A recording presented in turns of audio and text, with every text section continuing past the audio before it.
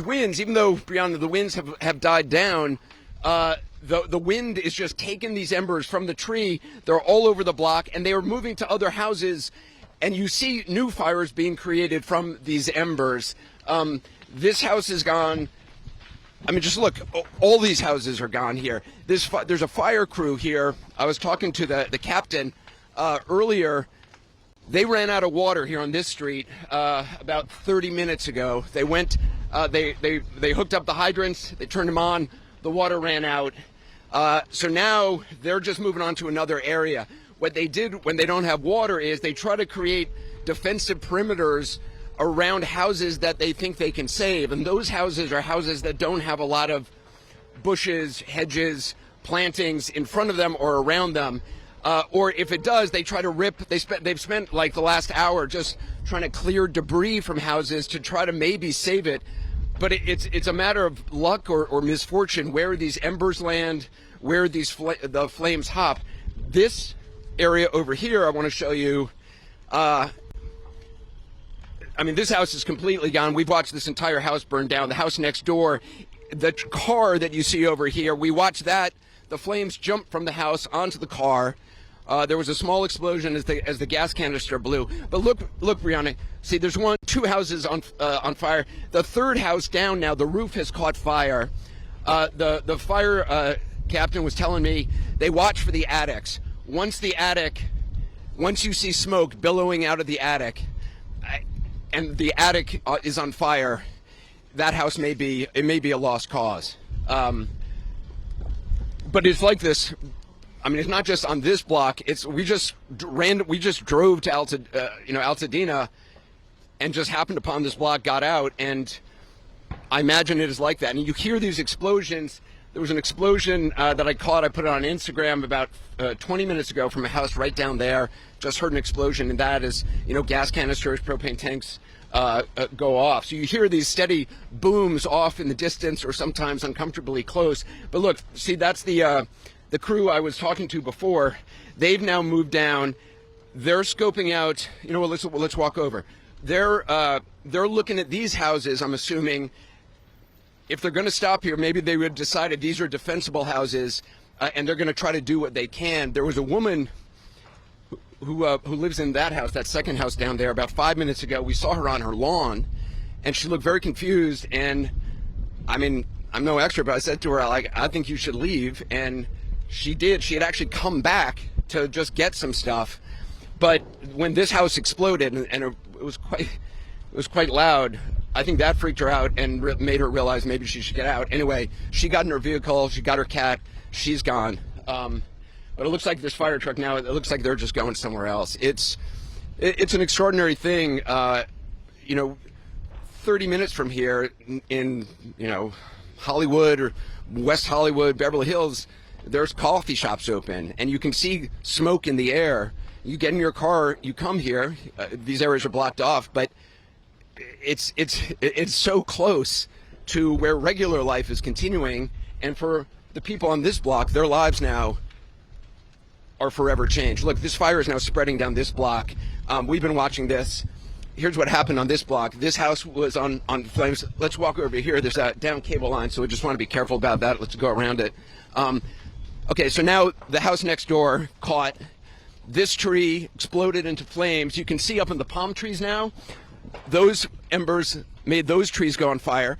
I don't know if you can see through the smoke. Behind the palm trees, there are now these very tall vertical trees. I don't know much about shrubbery. I don't know what they're called, but they're huge, tall trees. They are now just like flames shooting up into the air. This second house now, I mean, that is just gone. That car, I believe that's the explosion we heard a short time ago that I recorded. But now look, it's spread down. This is new. Yeah, we've been watching. It then spreads from these trees. Look at all these embers. Just, I don't know if you can pan up, but look at all these embers just flying up. You see them in the smoke. All of that. The winds are have died down here, but those can just get picked up by winds for miles, and they can go for miles and light down, fall on somebody's roof, and a whole new fire will pop up. So this house is gone. This house is now underway. The The left side of this house is ignited, and also now the house nearby it. But literally, I mean, these embers are like snowflakes. They're falling all around us. The sun, I mean, this is what's so crazy. If you can't even see the sun. It is completely blacked out.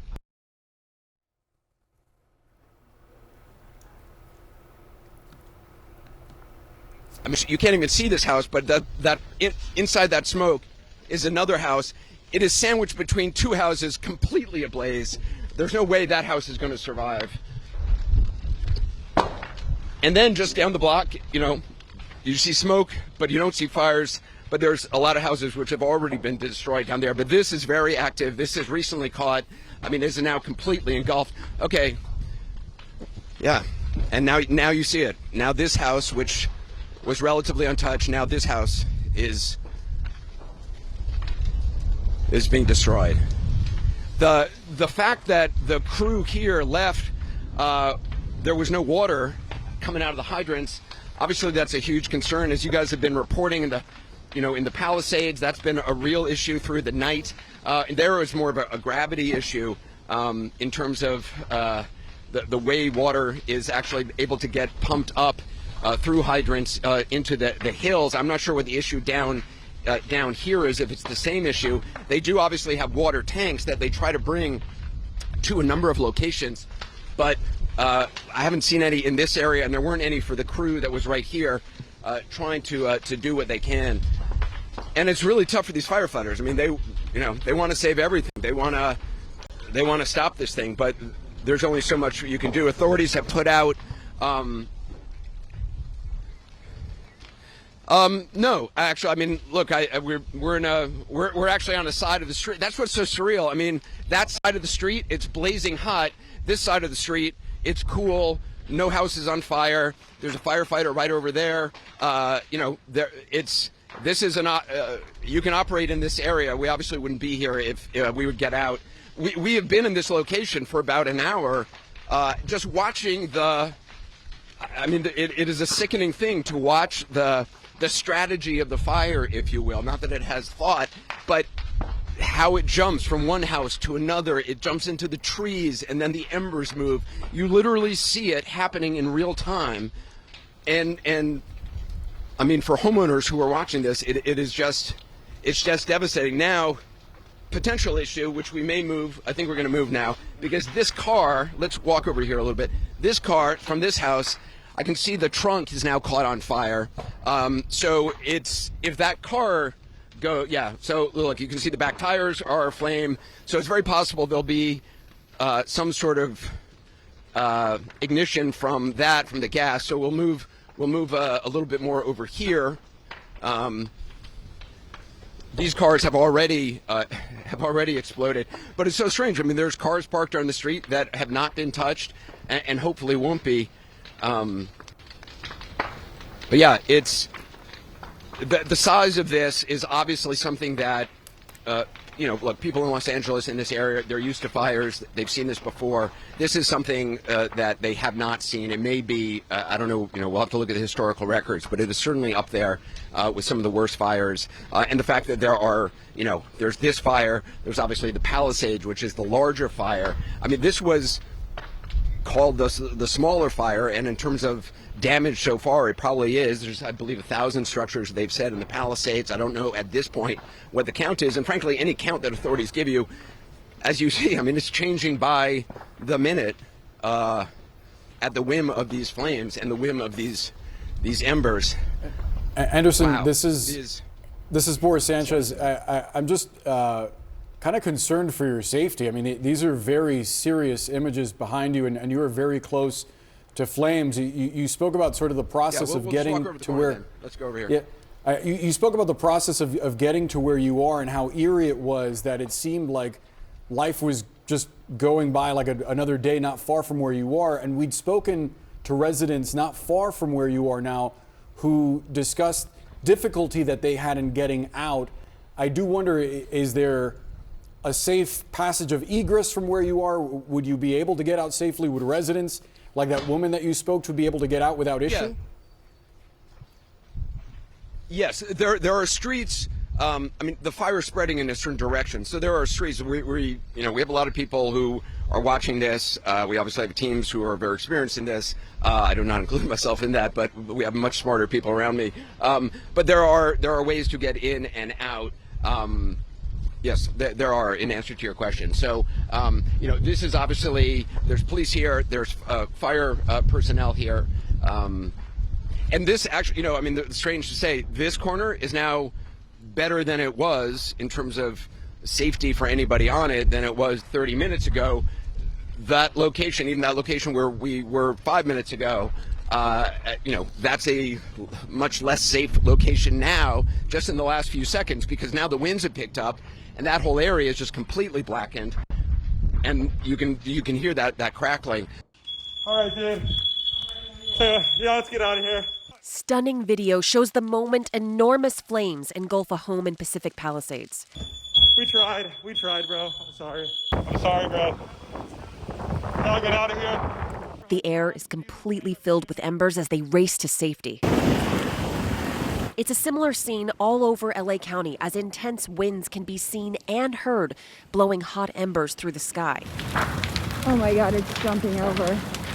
Right now, 4 life-threatening fires, the Palisades, Eaton, Hearst, and Woodley fires, are forcing tens of thousands of people from their homes. I called the fire department about an hour ago. Obviously, they're very busy. I just called again to see if they were coming, and obviously they're just very busy. I'm acting home, and I'm really very upset inside. The Palisades fire continues to grow and has so far destroyed an estimated 1,000 structures, making it one of the 20 most destructive wildfires in California's history. It is also the most destructive to ever occur in LA County, according to data from CAL FIRE. It's Armageddon. I'm driving through a war zone right now, and I don't even know what to say. I'm speechless. I'm shocked. The Eaton fire also exploded in size and is believed to be responsible for at least 2 deaths. Officials say they're seeing a significant number of injuries being reported due to people who did not evacuate. Heed the advice of first responders. When they ask you to evacuate, evacuate. This is not a drill.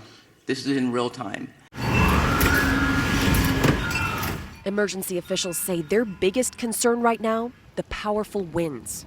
Fires being fueled by a combination of strong Santa Ana winds and surrounding topography, which makes it extremely challenging for us firefighters to really get a handle on it. They admit fire crews are struggling to keep up with the demand. Together, these fires are stretching the capacity of emergency services to their maximum limits.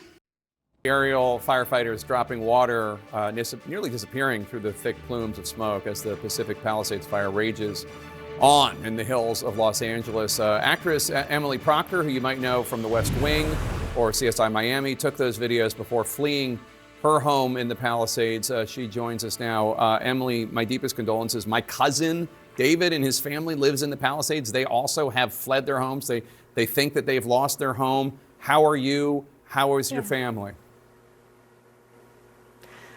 Thank you for asking. And I just want to say, on behalf of your family and all of us, selfishly, I wanted to be here to say we loved our neighborhood, and we still do. And it was an incredible community. We have evacuated. I believe our home is also gone. It was news I got from a stranger, which is a very surreal experience. But gosh, it was incredible on our way out to see the people going in to help. And when I think about our neighborhood, I think about Fire Station 69 and all of the firefighters that we knew that held bake sales and toy drives. And as my daughter would walk to her bus stop, we would see them with their Ralph's cart going to buy the dinner groceries. And you know, they're as much a part of our neighborhood as anyone, and I know what they're having to do now must be extraordinarily difficult. Are you able to console yourself in any way that because you and your family are safe, even as this horrible destruction happens to your property and your neighborhood? Is that at all a consolation? I hate to even ask that question, but it just, I mean, it does seem incredible. It's a very interesting question. Yeah, I mean, I'm happy that you're safe, I guess is my point. I'm just trying to think, I'm trying to put my head into my cousin's head, my cousin David, and I'm trying to think, I can't even imagine what he's going through, but thank God he and his family are safe.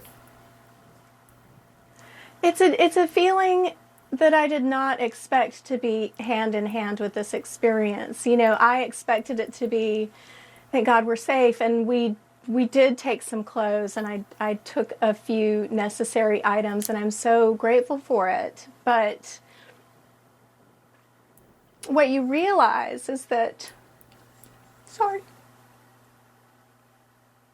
all of those houses are not structures, they're actually microcosms of people's lives, and we all interact. You know, I have an across the street neighbor who's pregnant, and one whose son is applying for college, and we have a new neighbor moving in, and we were making plans to drop things off, and I bicker back and forth with my postman about football teams, and it has been my life. And so it's your home. I'm so grateful to have survived. It is my home. It is my neighborhood. It's my community. And so when you see it burn, it's not the things, and you almost don't even think about the safety, although I am so deeply grateful that there have been no fatalities, and there seems to be a firefighter injured, but manageably injured. And the things on those levels have been survivable. But what we mourn is our lives. Yeah, the place where all those memories were made. Do not happen. The place where all those memories were made in the friendship and the community. Yes, and all the little kids that I watched walk to school and become big kids, and I watched them walk to school that are my neighbors, and now I know they don't have schools. And I just keep thinking, like, what is the path forward? What is the best way? How can it work? And how can we make it work? And I think that's going to be the next question we all have to answer, is because we were such a feeling and close community, is how do we make it work? And I've heard from several people that I use their businesses, and they're just business owners, and they've checked in, and I think, like, how do we make it work for them to get back in? Like, what does this look like moving forward? And we have the same issue with Altadena, and we've got all of these pockets where what I think is something that we should be investing in anyway in America as community. Hopefully we will have these opportunities, and people will really step forward, and we'll learn new paths about how to make that work. And I hope this for your family as well. I feel for them, and I'm so sorry. I am so sorry, Emily, and you know, watching your understandable emotion at a time like this, really, it's not just moving, but also your explanation of the loss of community is profound. And thank you for sharing that with us, because I think it's just awful. And I'm so sorry you're going through it, but I am happy that you and your family are safe. Thank you. And I do think if anyone's wondering, like, what can they do, offering of community is probably the greatest gift. Just to tell people that you love them, and that we're in it. Yeah. And if you watching at home have the means at all, I've posted a link to a verified GoFundMe page where there are ways to help, verified, vetted organizations that are helping people in California hit by these fires. Emily, thank you so much for talking to us. Someone should start GoFriendMe. Someone should start GoFriendMe, which is positive messaging board, so that people can go in there and see you can do it. Gavin Newsom was in this area earlier, about an hour or so ago, and I spoke to him just up the block. Here's our conversation. What's the latest? Well, 5 dead, likely more. Just complete and utter devastation. I've been in a lot of these fires, a lot. Going back to Paradise, and this approximates Paradise. It's not a numeric, it's just a feeling, sense of loss, place, belonging. Still no containment. No, we're at zero containment. The winds have been a little bit more favorable, as you've seen in the last few hours. So we've got the helicopters back up. We've got some fixed-wing aircraft.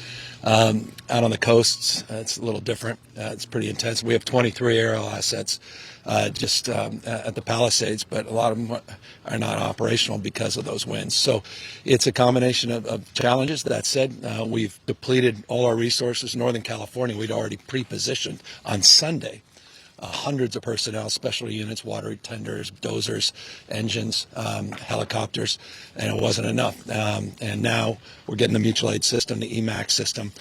Governors from all across the country are calling. Oregon sending a few dozen engines, and Arizona, Utah. We're just grateful for all the support. A lot of these firefighters that I was talking to on the street, they've been working, 26, 27 hours.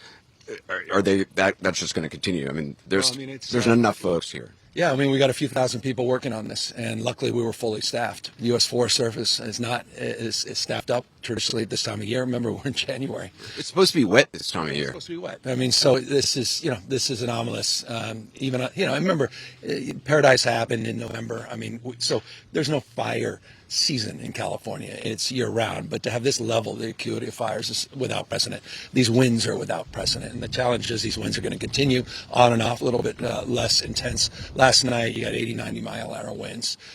These guys were just up there to try to mitigate the embers going 2 miles and getting just to go a quarter of a mile to try to save some. What is the situation with the water? Obviously, in Palisades, ran out last night in the hydrants. I was talking to the firefighter in this block. They left because there was no water in the hydrant here. The local folks are trying to figure that out. I mean, just when you have a system fire, it's not dissimilar to what we've seen in other extraordinarily large-scale fires, whether it be pipe, electricity, or whether it just be the complete overwhelm of the system. I mean, those hydrants are typical for 2 or 3 fires, maybe 1 fire. You have something at this scale, but again, that's going to be determined by the local authorities. Were saying part of it is the gravity, that it's these giant tanks on top of the mountains, which... Yeah, well, they're going down. We were just with the team.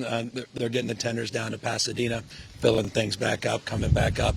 So it's just Are aerial assets now able to fly? Yeah, they've been the last few hours, particularly helicopters. Fixed wings been up a little bit earlier, but out on the coast it's been a little more stubborn because those winds are swirling. The challenge is, you can see that they can fly. It's not a question of turbulence or anything else. It's just the mitigations flying all over the place. So it doesn't have any benefit necessarily. So we've got National Guard working rattlesnake teams out there on the line.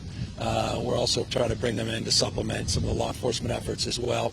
It's all hands on deck across the spectrum. The biggest thing, though, Anderson, that happened today, sincerely, and you can appreciate in a community like this, to get that direct individual assistance with the major disaster declaration within 36 hours of this incident from the president was a game changer for this community, for small businesses, et cetera. So not that we're thinking about the next phase, but we have to be thinking concurrently about the next phase is how we rebuild this community. But right now we're in this mitigation phase. We're in the public safety phase. I hate to even ask this question, but the president-elect chose to attack you, blame you for this. One can't even respond to it. I mean, people are literally fleeing. People have lost their lives. Kids lost their schools. Families completely torn asunder. Churches burned down. This guy wanted to politicize it. I have a lot of thoughts, and I know what I want to say. I won't. I stood next to a president of the United States of America today, and I was proud to be with Joe Biden.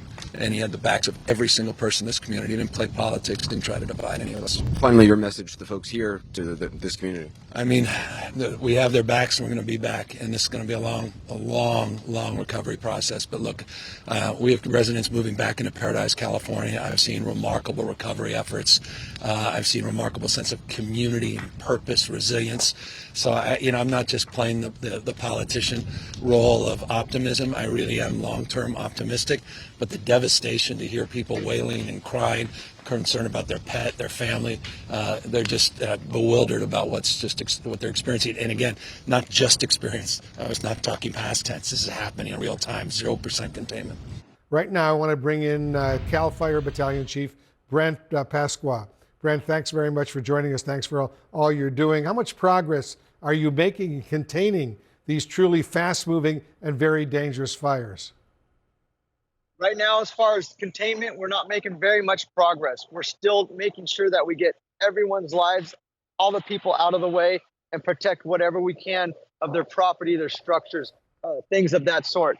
When the wind dies down, that's when we'll be able to anchor in, dig in our heels, and get some containment. But right now, it's just too tricky with these gusts that we want to make sure everyone gets out alive. What's your biggest challenge right now, Brent? And are you receiving all the support you need?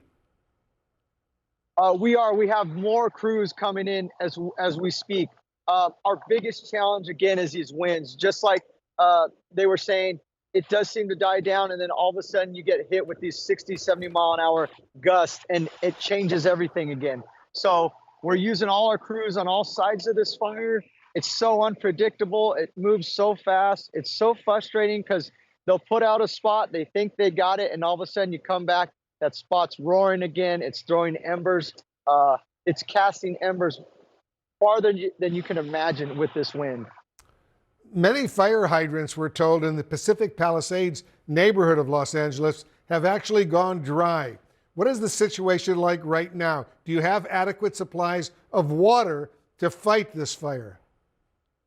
Yeah, I've been up in that area since about 3 this morning. I've seen no sign of water deficit up there. There's been water coming out of all the hoses that I've seen just by driving through. Again, I haven't heard any news of that on myself.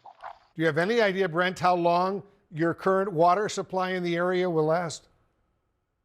I'm sorry, Wolf. I just don't know where the source is coming from, so I don't. Local officials are saying at least 5 people have now died because of the fires. From what you are seeing, Brent, how much more could that number potentially, God forbid, rise?